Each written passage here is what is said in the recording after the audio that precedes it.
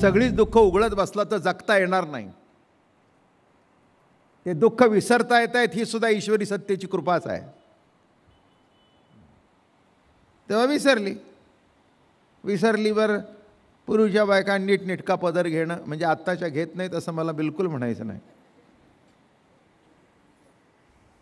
माफ करा मला, काय करू आता मी. नाही, साडी नेसल्यानंतर पदर, साडीच नेसत नाही तर पदर तरी कुठून. पूर्वीच्या काळचा काय, पूर्वीच्या काळी पदर असायचा म्हणजे ते काय आहे बघा. आता तर सुद्धा काही चुकीचं आहे असं काही मला म्हणायचं नाही. काळामध्ये फॅशन बदलतात. त्याच्यापूर्वी तर कांचोळी होती. कांचोळी म्हणजे कळलं का तुम्हाला, अंगात घालायची नाही, शिवता येत नव्हते, असा एक मोठा पदर घ्यायचा, मोठा फडका, आणि तो मागे गाठ मारून बांधायचा, कांचोळी. काय त्यावेळेला सुद्धा हे नव्हतेच. तेव्हा स्लीवलेसची फॅशन ही पुराण काळापासून आहे. आत्ताच कोणी स्लीवलेस घालतात असं कोणी वाईट वाटण्याचं कारण नाही आणि तुम्हाला हे लाज वाटून घेण्याचं काही कारण नाही. मधल्या काळात तसं बघायची सवय नाही म्हणून माणसं म्हणली हे चुकलं. मी कधीही चुकलं म्हणणार नाही. काय म्हटलं तुम्ही काढून बघा. आता कांचोळी जर असं म्हणले तर इथे मोकळा असणारच, उघड आहे. म्हणून त्याला ज्ञानेश्वर महाराजांच्या अभंगात शब्द, कांचोळी अंगी न समाये गे माय, गुडिया उव्हा मकरे शृंगारा, कांचोळी अंगी न समाये गे माय. आमचे कर्णिक सर म्हणजे काय फारच कडक. हिम्मत नाही ते आल्यानंतर त्यांच्या अंगावर कोणी जाणं येणं. तेव्हा सर्व कॉलेज कर्णिक सरना घाबरतं, पण कर्णिक सर मिसेस कर्णिकला घाबरतात. देअरफॉर सगळं कॉलेज मिसेस कर्णिकला घाबरतं. काय लक्षात येते का काय सोडवला विषय तो? अशी गणित सोडवायची असतात. तर्क काय झाला काय? हां, अहो ती म्हणाली त्या मुलारे मी मेल्या कधी आली आहे का कॉलेजमध्ये? म्हणला तसं नाही, हे लॉजिक आहे. लॉजिक काय? सगळं कॉलेज मिस्टर कर्णिकला घाबरतं, मिस्टर कर्णिक तुम्हाला घाबरतं, देअरफॉर सर्व कॉलेज मिसेस कर्णिकला घाबरतं. तसं लक्षात घ्या, हे ज्ञान अभेद खंडन आहे. आहे ते काय सांगताय? आहे ते काही सांगायचं नाही म्हणून ज्ञानाचा अभेद आहे याचंही खंडन. आहेच आहे, सांगता काय? आहेच आहे ते सांगितलं म्हणजे चुकीचं ठरतं. सांगायची गरज नाही, सांगायची गरज नाही, सांगणं हे चुकीचं आहे. तरी पण माऊलीचं सांगणं चाललंय आणि हाच त्या अमृतानुभवाचा विलास आहे. आणि अर्थात हे माऊली आहे म्हणूनच सांगू शकतात. आमच्यासारखे बडबड करतात, पण चांगला आहे ती माऊलीची बडबड आहे म्हणून हॉल रोज भरतोय. अगदी माणसं आवडीने येतात. ज्यांना मागे बसून दिसत नाही ते पुढे विचारे खाली बसतात. एरवी माणसं खुर्ची करता मांडतात. खुर्ची करता कुठे बांधतात ते तुम्हाला माहिती आहे, आणि खुर्ची सोडून कुठे बसतात तेही तुम्हाला माहिती आहे, नाही का? हां, इथे खुर्ची करता नाही, इथे सगळी माणसं बघा एरवी जाता येतात, चपलीची घाण लागलेली असते. पण त्यांचा हेतू एक असता की बा प्रवचन करताना महाराज आम्हाला नीट दिसावे, लांबून आम्हाला दिसत नाही, त्याचा आनंद लुटता येत नाही. हा त्याच्यातला भाग आहे. कशा करता सांगितलं? काय अमृतानुभव आहे म्हणून या ठिकाणी सद श्रुतीने काय मी सारांश सांगतोय आता 2 प्रकरणाचा. काय सांगितलं? काय शब्द वापरले? सद, चिद आणि आनंद. सद शब्द काय वापरला? असद नव्हे ते सद, जड नव्हे ते चिद, आणि दुःख नव्हे तो आनंद. हे म्हणाले हे तरी सांगायची काही गरज आहे का? सांगायची कोणची सर्व सिद्धांताच्या उजरिया सांडोन्या निदसूर्या पुले हाता चोरिया पण पेजो. जी सत्ता आपल्या ठिकाणी चोरून राहिली हाच विषय परवाचा होता. की पुढिलांची दृष्टी चोरीजे हा दृष्टीबंध निपजे, परी नवल लाघव तुझे जे आपण पे चोरी. सर्वसामान्य माणसाला ज्ञात असून अज्ञात आहे, प्राप्त असून अप्राप्त आहे, कळलं तरी न कळल्यासारखं आहे, मिळालं तरी न मिळाल्यासारखं आहे. बोलणं त्याच्याने आहे तरी बोलण्यातून प्रकट होत नाही, ऐकणं त्याच्याने आहे तरी ऐकण्यात येत नाही, चालणं त्याच्याने आहे तरी तीर्थयात्रा करून भेटत नाही.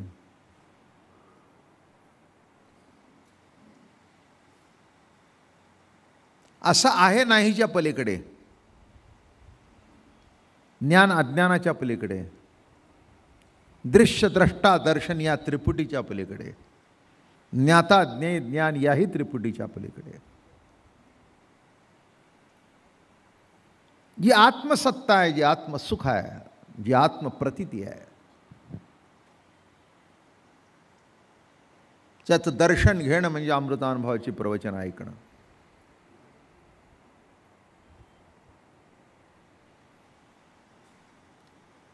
अध्यात्मामध्ये दर्शनच म्हणतात, षडदर्शन. शब्द कसा आहे? वैशेषिक, न्याय, सांख्य, योग, पूर्वमीमांसा आणि उत्तरमीमांसा नामे 6 षडदर्शन. हे माऊली दर्शन. दर्शन शब्दाचा अर्थ ज्या वाचला असताना आपल्याला ईश्वरी सत्तेचं दर्शन होतं, अशा वाङ्मयाला दर्शन. आणि ज्यांनी ती दर्शन निर्माण केली त्यांना दर्शनकार म्हणतात. ज्यांनी ती आत्मसत्ता बघितली, ज्यांनी त्याचा अनुभव घेत आहेत. आपल्या बाबतीत अनुभव जरी ईश्वरी सत्तेचा असला तरी तो अनुभव ईश्वरी सत्तेचा आहे असं कळत नाही. ईश्वरी सत्तेचा अनुभव आहे हे अज्ञातच राहतं, ते कधी आपल्या लक्षात येत नाही.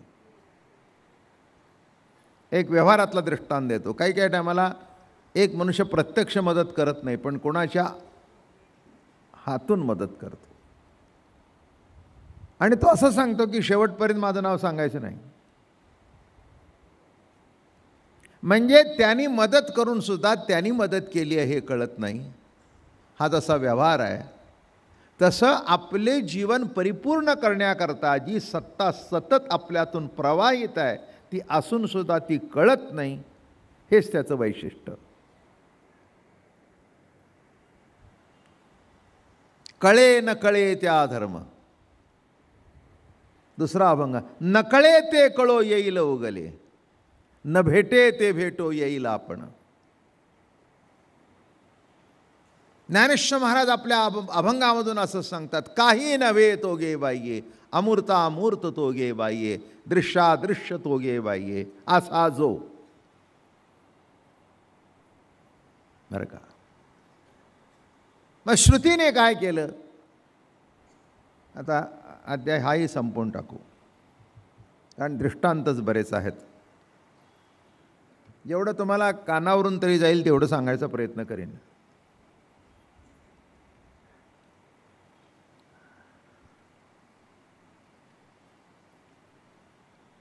काय नावाने हाक मारलं?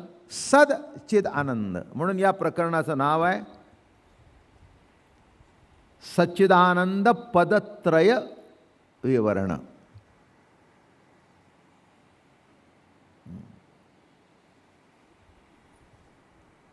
मागचं प्रकरण झालं ज्ञान अभेद खंडन, म्हणजे ज्ञानाचा अभेद आहे याचंही खंडन. काय गमत आहे नाही का? खंडन का आहेस तर सांगता काय? नामे खंडन.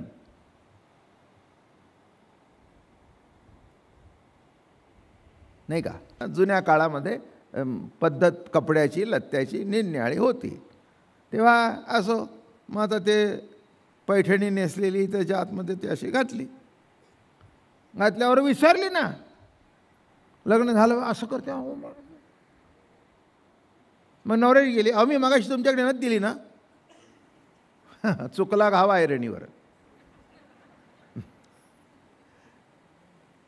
काय म्हटलं मी? चुकला घाव कुठे असतो? 2 नवरा बायको असले नाही की जर बसून घ्या चटकन, उशिरा यायचं, पुढे गडबड करायची, पुन्हा त्या चपल्या मिरवायच्या पादुका मिरवल्यासारख्या. या ना बसून पटकन, बरं दिसतं. तेव्हा मग चुकला घाव खुणावर आई रेणीवर. नवरा बायको जाऊन असले की नाही, मग तू तुझ्यावर मी तुझ्यावर, हे दुसरं काय सांग, ते सुद्धा एक संसारातलं रमणं असतं. एखादी गोष्ट आपण आपल्या बायकोला समजून सांगतो, काही वेळेला आवडत नाही, किंवा दुसरं कोणी असू दे, बायको असू दे, बहीण असू दे, मुलं बाळ असू दे, आपला गडी असू दे, आपला नोकर असू दे, आपण त्यांना समजून सांगतो. मग समजून सांगणं सुद्धा त्यांना आवडत नाही. कळलं का तुम्हाला? अहो आम्हाला माहीत नसेल तर सांगा ना. माझं बोलणं कळलं का? आम्हाला माहीत नसेल तर सांगा ना. उगीच कशाला सांगता? आम्हाला माहिती आहे.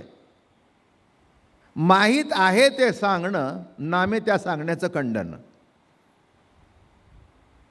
तसं मुळात जर ज्ञानाचा अभेद आहे तर तिथे सांगता काय, म्हणून ज्ञान अभेद याचंही खंडन. लक्षात येतं काय सांगतोय? मला जेवढं सोपं सांगता येईल तेवढं सांगतो, याच्यापेक्षा मला तरी सांगता येत नाही. काय ज्ञानाचा अभेदच आहे, सांगता काय?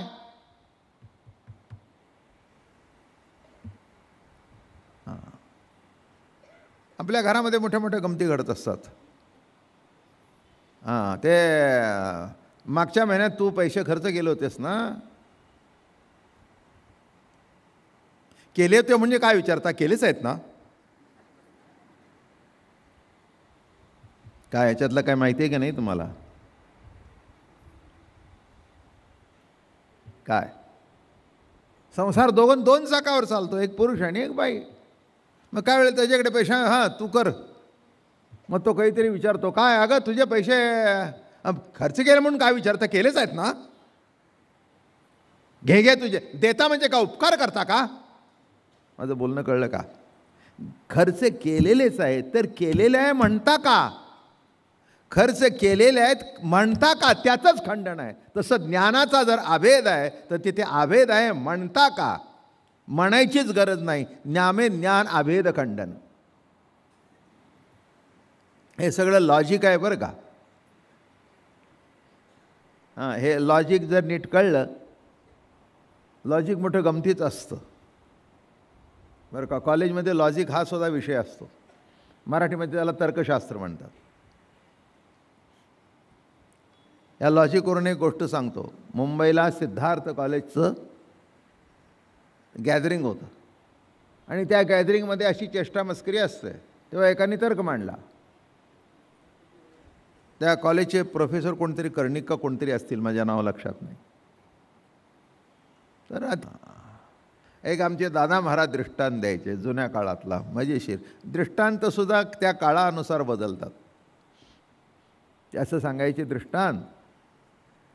एक श्रीमंताच्या घरामध्ये मोठं लग्न होतं. मग त्यावेळेला बायकांना ती घालायच्या, आता फॅशन म्हणून घालतात. पण पूर्वीच्या काळी असं असायचं, बाईचे लग्न झाल्यानंतर कान आणि नाक कधीही उघडं राहू नये. नथ जरी नाही तरी चमकी तरी, चमकी म्हणजे नाकात असल्यानंतर चमकते ती चमकी.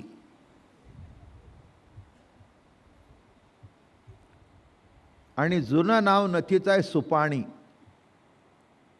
नाथाने आपल्या भागवतामध्ये दागिन्याचं वर्णन केले. दांडा गोंडा मूद वेणी हलू दे नाकीची सुपाणी. शब्द काय वापरला? हलू दे नाकीची सुपाणी. सुपाणी शब्दाचा अर्थ ज्या नथीमध्ये पाणीदार मोती आहेत अशी सुपाणी. हलू दे नाकीची सुपाणी. मग आता त्या दिवशी लग्न असल्या कारणाने जरा ही मोठी हिऱ्याची नथ घातली. आता तिचं वजनही जास्ती होतं आणि ते जास्ती असल्या कारणाने वजन जास्ती होतं. मग इकडे तिकडे जरा समारंभ संपताना तिने काय केलं, ते घेतलं आणि इथे आपलं मंगळसूत्र अडकून ठेवलं.